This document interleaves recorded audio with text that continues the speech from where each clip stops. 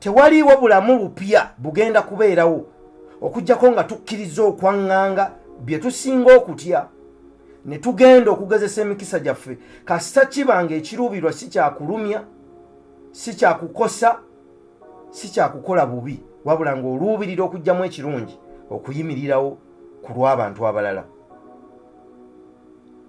Awatali kugezaako na kuseeseetula bigere kukola ekyo ky'oteekwa kukola, mu nsi tewali ky'osobola kutuukako.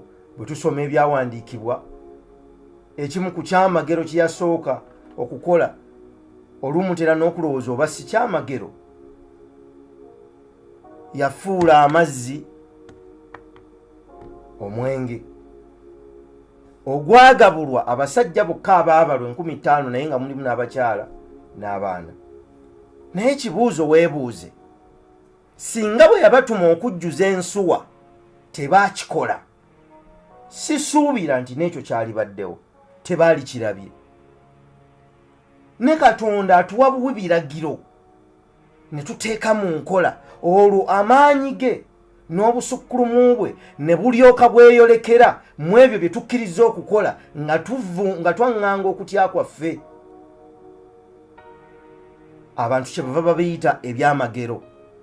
Ebyamagero kwe kukola nga totunuulidde embeera ekwetoolodde, wabula ng'otunuulidde okukkiriza okuli mu ggwe, n'oyo akuwadde ekirowoozo ekyo okitweke mu nkola oba okitambuze okitwale mu maaso.